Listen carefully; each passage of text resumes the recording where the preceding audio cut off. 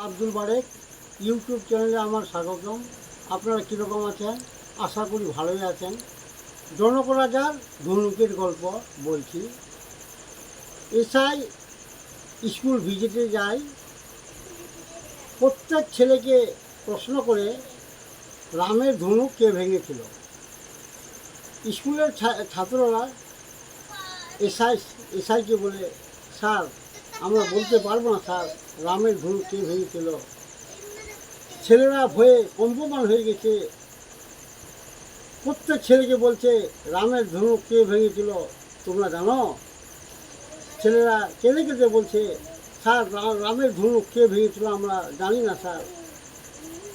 এবার স্কুলের যে মাস্টারমশাই ছিলেন, সেই মাস্টারমশাই এসআইকে বলেন, স্যার আমার স্কুলের ছাত্ররা তাদের মধ্যে কেউ এই ধনুকটি ভেঙেছে, তারা ভয়ে বলছে না। তো স্যার আমার ছাত্ররা যখন ভুল করে ভেঙে দিয়েছে, আমার বাস্তব আছে স্যার, আমার বাস্তব থেকে রামের ধনুক তৈরি করে দেব। প্রশ্নটি এসআই সাহেব যে প্রশ্নটি করলেন, প্রশ্নটি সঠিক নয়। মাস্টারমশাই সাহস করে বলতে পারলেন না। মাস্টারমশাইও জানতেন না যে প্রশ্নটি ভুল না শুদ্ধ। এসআই সাহেব যে প্রশ্নটি করেছিলেন যে রামের ধনুক কে ভেঙেছিল, রামের ধনুক কেউ ভাঙেনি, এই প্রশ্নটা আসলেই ভুল। জনক রাজার একটি ধনুক ছিল। জনক রাজা শহরে শহরে ঘোষণা করলেন, একটি স্বয়ংবর সভা তৈরি করলেন। স্বয়ংবর সভা তৈরি করে দেশের রাজা বিরাট একটি ঘোষণা দিলেন, এই স্বয়ংবর সভায় আমার ধনুক থাকবে। এই ধনুক যে তুলতে পারবে তার হাতে আমার যে মেয়েটা আছে সীতা, তার সঙ্গে বিয়ে দেব। শয়ে শয়ে হাজার হাজার রাজার ছেলে জনক রাজার স্বয়ংবর সভায় পৌঁছালো। কোনো রাজার ছেলে সেই ধনুক তুলতে পারে না।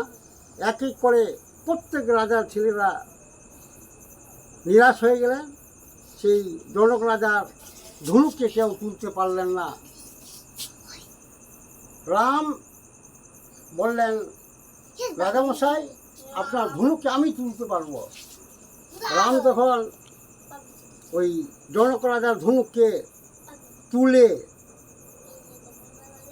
মোথা দিয়ে আছাড় দিয়ে ভেঙেছিলেন। জনক রাজা রামের হাতে তার কন্যা সীতাকে তুলে দিয়েছিলেন।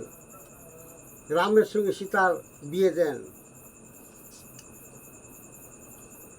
দেশে হাজার হাজার রাজপুত্র ছিল, কেউ পারল না। একমাত্র রাম জনক রাজার ধনুককে তুলে আছাড় দিয়ে মত্রায় ভেঙেছিলেন। আমার এই ধনুকের গল্পটি শুনে, এই জনক রাজার ধনুকের গল্পটি শুনে যদি আপনার ভালো লাগে, আপনারা লাইক করবেন এবং সাবস্ক্রাইব করবেন। আমার ভিডিওটির সঙ্গে জড়িত থাকবেন যেন আমি এগিয়ে যেতে পারি।